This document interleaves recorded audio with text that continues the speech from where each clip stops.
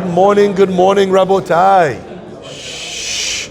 Welcome to Breakfast in the Class. Breakfast in the Class today is sponsored by Stephen Rapport, dedicated in honor of and appreciation of Rabbi David Bibi for his insightful shiurim embedded with Kabbalah, Chazak Baruch.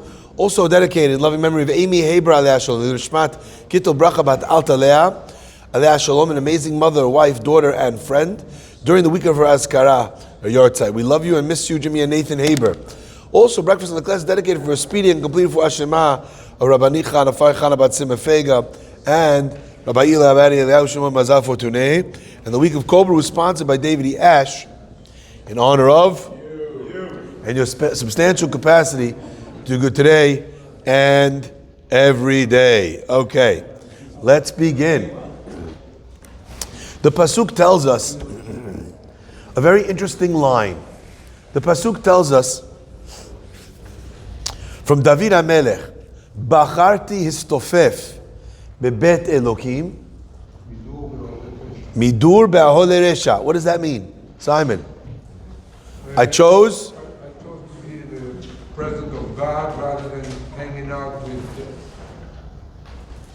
evil people. Okay.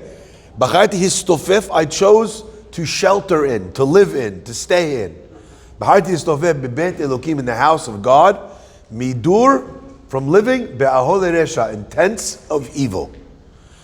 I mean, that kind of sounds like a no-brainer. You know, you call your real estate agent and the real estate agent says, well, I have Bet Elokim or Ahol Resha. What are you looking for? Bacharti is dofef. I kind of think I'm going to go with the Bet Elokim on that one. The tents of evil don't sound up my alley. What is David HaMelech telling us? What's the hidush? Isn't that obvious?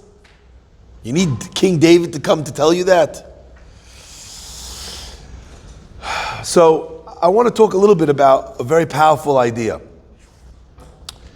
The Torah tells us in our parasha, it commands a person, the Jewish people, when they get to Eretz Israel, to destroy abed tobedun, to destroy all the houses of Avodah Zarah, to break down their mizbeach, the mizbechot, the altars for Avodah Zarah. Right? Now, I don't know, why is that so important? Imagine you chase out all the idol worshippers. They're all gone. I have to now burn down the temple at the top of the hill. You know, you go to South America, you have millions of tourists going to Machu Picchu, to Tulum. They're looking, they want to see the ruins of these ancient, nobody's there. It's a beautiful thing. Why do we have to destroy it? We could have had tourists on Instagram, you know, in Israel, going to all these beautiful temples, ancient temples. Why was it so important? Let me make it worse. Okay, you want to tell me you want to destroy the idol, you want to destroy the temple, you want to destroy the mizbeach? Fine. Ve'et asherehem, and the trees. What's Asherah? Asherah was a tree that they designated as a tree that they would worship, like Avodah Zarah. Ramon, right? Do you understand this? Someone bows down to an evergreen. Now I got to burn down the evergreen? What did the evergreen do wrong? Why is there such a point being made here about destroying everything? And by the way, I like to point out, the Pasuk then continues and says, Lo ta'asun ken la'Hashem Elokechem. Don't do this to Hashem your God. What does it mean? Don't burn Hashem? What does that mean?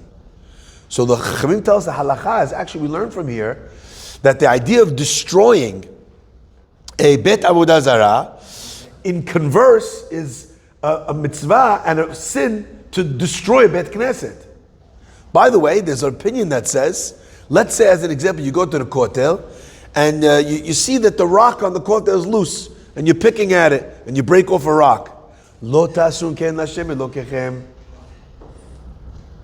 You just, at a tiny level, destroyed Bet HaMikdash, the wall, the western wall. You're in a Bet Knesset. You don't take care of the house of Hashem. That's the first step on the path of destroying the house of Hashem.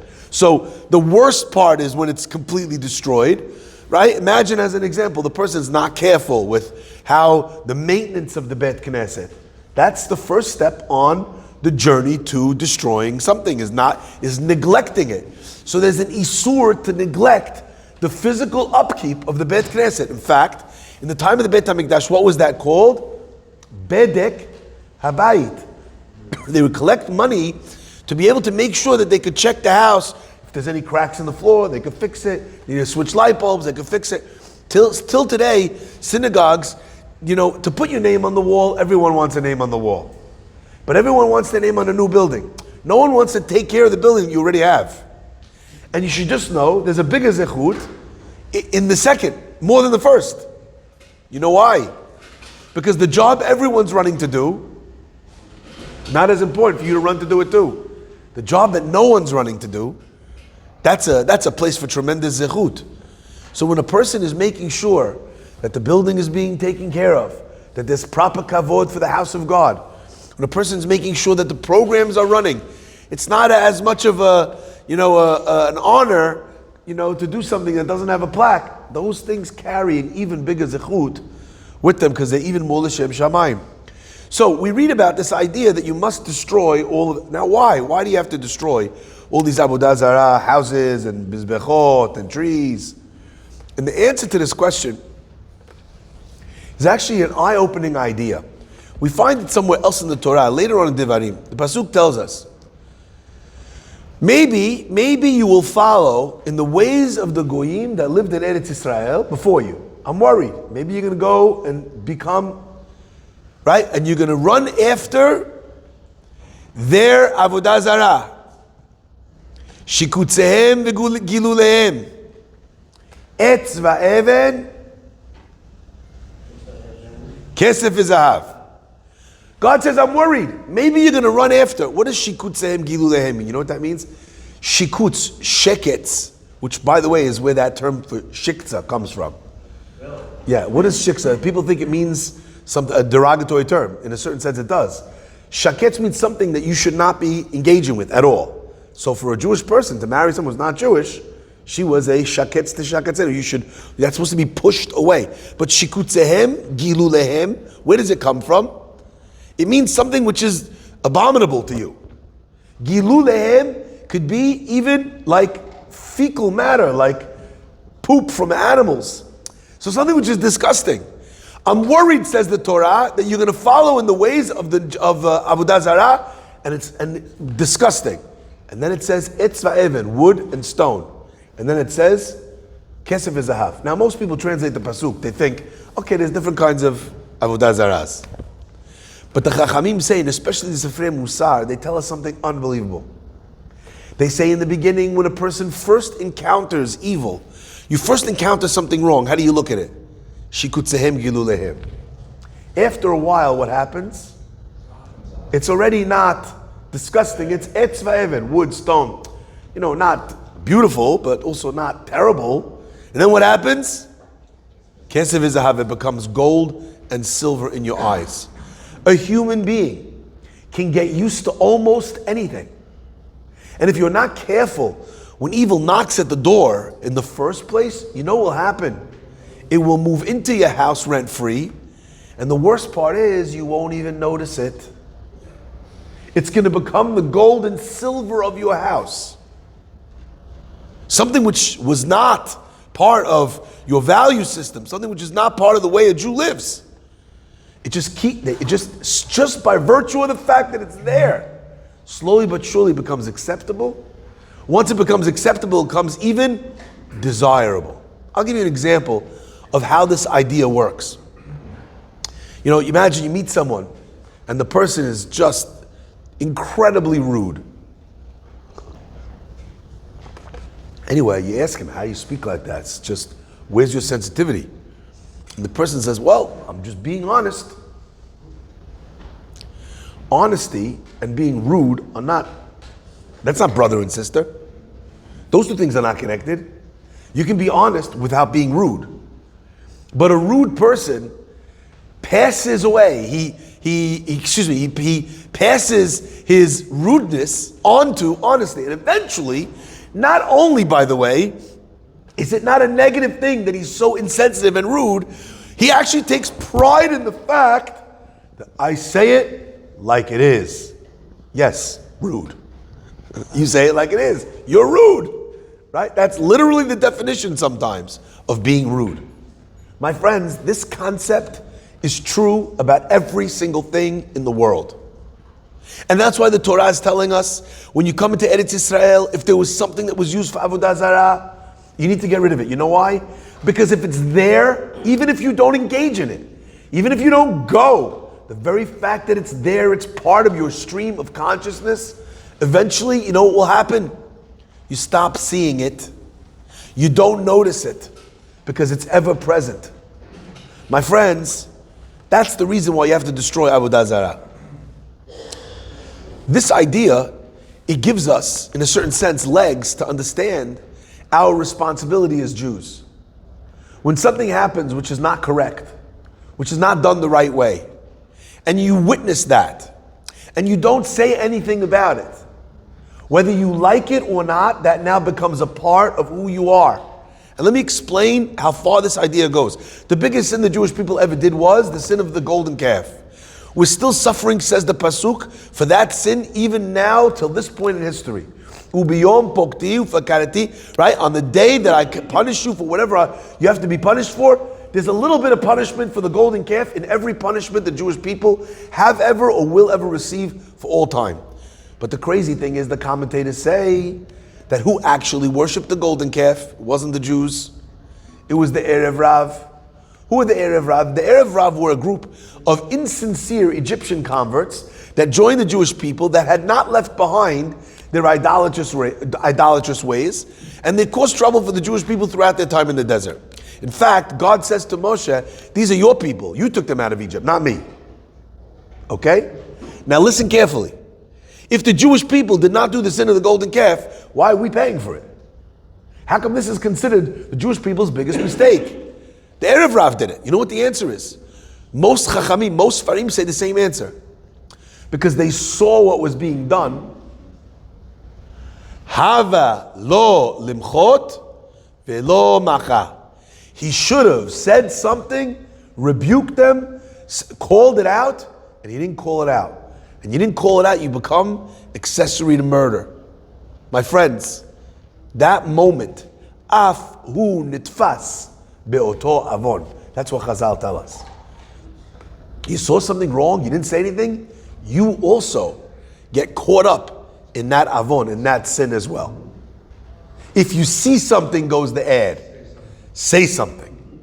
And if you didn't say something, you know what your silence proves? Your silence proves that you agree. In fact, in Hebrew, we have a line that goes, halachic line, shtika kehoda'ah. A person, if there's a claim against him in court and he doesn't respond. Quiet, staying quiet, kehoda'ah, it's like you admit, it's like you're saying, yes, the guy's right. Because if it wasn't that way, you would have said something. When you see things going wrong around you, and those things going wrong can be cultural things that are antithetical to Torah values and lifestyles and understandings of the world, and you don't say something, you know what that shtika is? That is a vote for.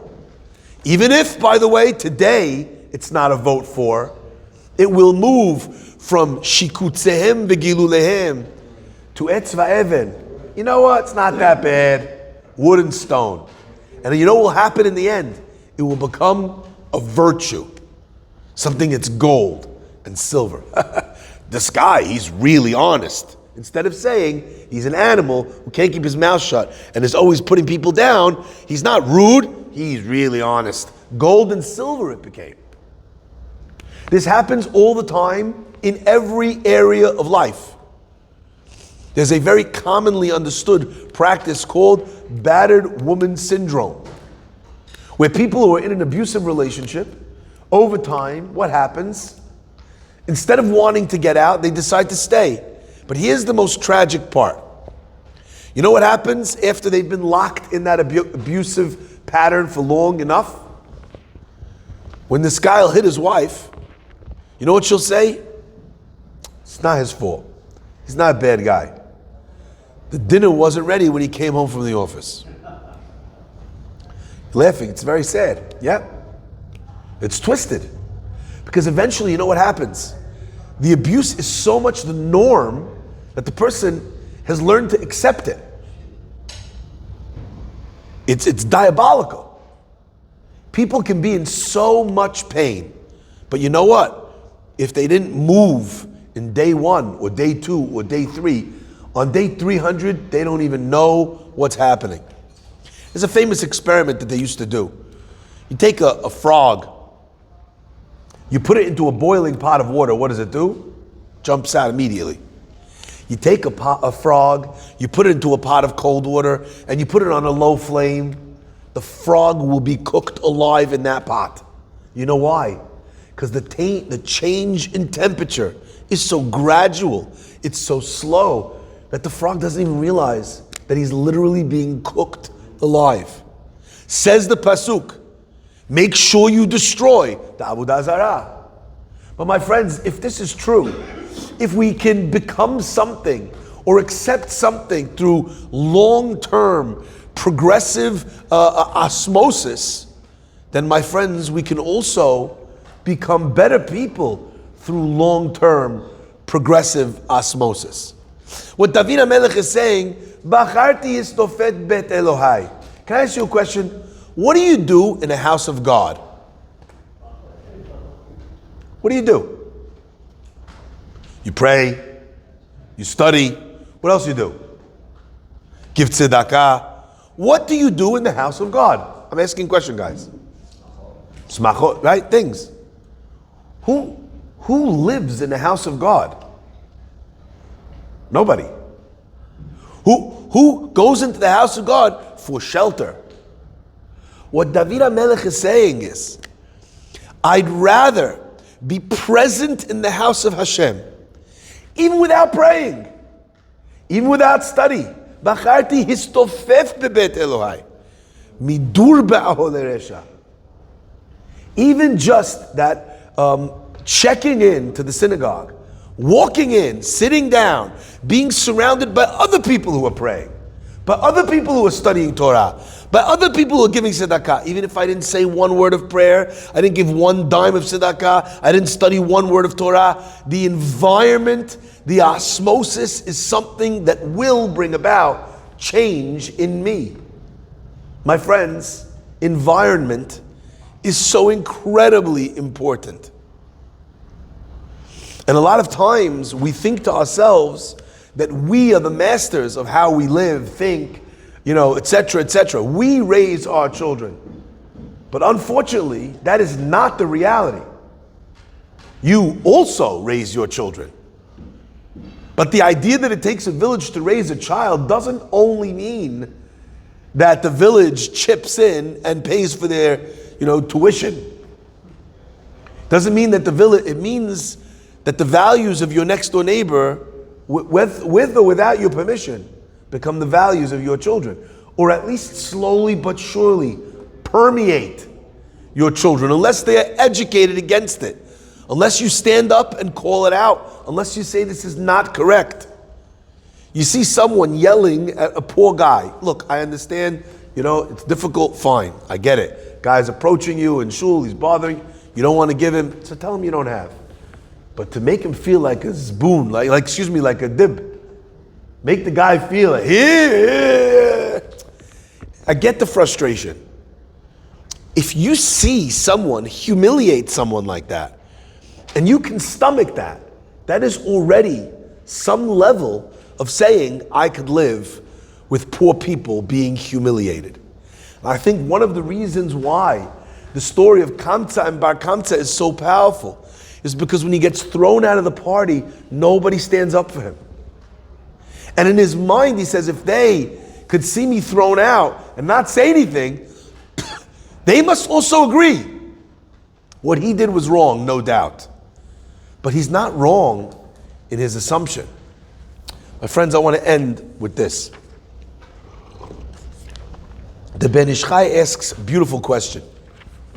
He asks that the Torah in our parasha talks about the fact that a person should give tzedakah in the land of Israel, Be'artzecha. And the Ben Ish Chai wants to know, is there only a mitzvah of tzedakah in Israel? There's obviously mitzvah of tzedakah in Chutz La'aretz too.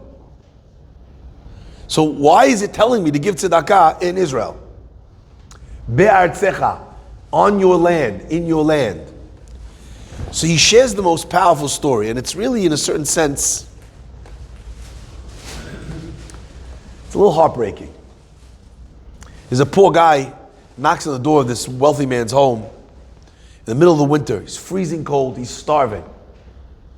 The wealthy fellow opens the door, this guy walks in, and he's walking around, and from being outside, he's got mud on his shoes, and there's now mud on the guy's beautiful, gleaming, white marble floor. As soon as he sees the track of mud the guy's bringing in, this wealthy man starts screaming at him, "What are you doing? Don't you see what you're doing? You're messing up my whole house. Look at my floors." The poor man smiles at him. And he says, "I see that you took the first part seriously, but not the second part." Guy says, "What do you mean the first part? What first part? What second part?" He said, "Baruch She'amar." He says, "What do you mean?" He says, in Baruch She'amar we say, Baruch merachem al haaretz. Blessed is he who has pity al haaretz, on the earth. But then it says, Baruch merachem al haberiyot. Blessed is he who has rachmanut on the creations. I see that you're very worried al haaretz, on your floor. But the second part is Baruch merachem al haberiyot. The man, he heard the Musar. You're absolutely right. He gave him a big donation. Now, I read the story from the Ben Ish Chai, and it brought me back memories. I remember we were once collecting tzedakah for an organization. And we went into this guy's house, and we were dancing on Purim with a bunch of guys with the music. We're trying to raise money. Anyway, at the end, he gave us a donation. He says, I was going to give you double. But he points to his white carpet. He goes, but the other half is going to have to go to clean the carpet. Baruch merachem al haaretz. Baruch merachem al haberiyot. My friends, how does a person see the floor and not a person? You know what the answer is? The poor guy doesn't live in your house every day. Your house is there all the time. Right? This becomes something that I'm focused on, that I notice. This other guy is someone who's going to come in and out.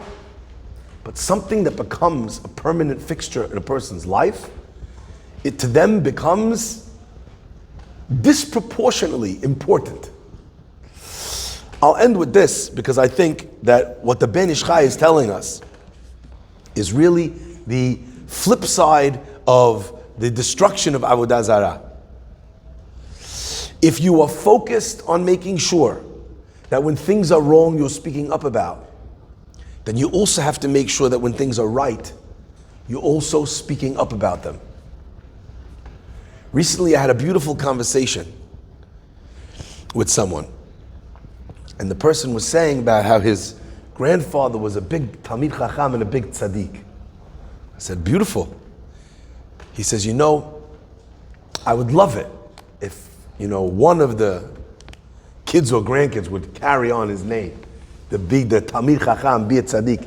Everyone in the family is a businessman, but at least that one person should carry on the legacy of my father, of my grandfather, whatever it was. And I said to him, that's so beautiful. Have you ever asked them to do it? Have you ever communicated to your grandchildren? Listen, guys, anyone that wants to go study in yeshiva and become a rabbi, one of you, whoever does it first, I'll make sure to sponsor their time at Eretz Yisrael. I just had someone recently came to me. Every once in a while, someone comes forward and we take a person and put them through rabbinical school in Israel so they become a rabbi. You support them for the 2-3 years, however long it takes for them to study in Israel. So someone is sending me all the time. We're supporting, I think 2 or 3 different people from this shul supporting someone in Israel to study and become a rabbi. When they become a rabbi, it will be that person's zechut. So we have someone who's doing this, okay? Now, I said, did you ever offer? Did you ever ask? This idea, I wish someone would. What do you think is going to happen? He's going to walk down the street, a Gemara is going to fall on his head, like Newton with the apple? Doesn't happen by itself. Do you say to your children, as much as you say, I want to be successful in business, do you say, look, at least one kid from the family, if that's a wish, do you express it? Do your kids know that you wish that? Do they know that you would support that wish? My friends, this is not only about becoming a rabbi. You want your kids to be honest.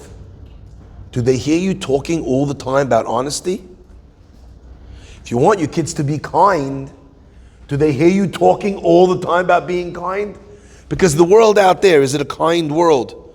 Is it right? What do we say? Life's not fair. Dog eat dog world. Okay? These are the terms we use. So if that's what they're learning, then how are you combating that? And by the way, just learning Torah and having Shabbat meals is not enough. It needs to be specific directives. Now, I often think to myself, you hear people who have a very wise You know what my grandfather always used to say? You ever hear someone say that? Oh, my father always used to say that. Yeah? One in the hand is worth two in the bush. Famous expression. Right? Know that one? You have a line from, I'm sure your father was a very wise man. I'm sure you have many sayings from your father. Your father used to say all the time, right? Anyone in my family knows we have a lot of sayings from my dad. What will be the sayings that they will remember when you are gone?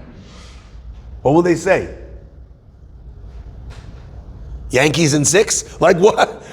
What are they going to remember? That, I think, my friends, is what we are learning from this Abed Tobedun. You destroy something that slowly but surely takes over in a negative way, but you also build something that can slowly but surely become a reality in a positive way. And if your kids saw all the time there were guests in your house, you know what their house will look like? By osmosis. Then they won't even need you to say it. They will have, because that's what they think a Shabbat table is. Hashem should bless us to be able to build very beautiful things in this life. Baruch Hanei Le'olam.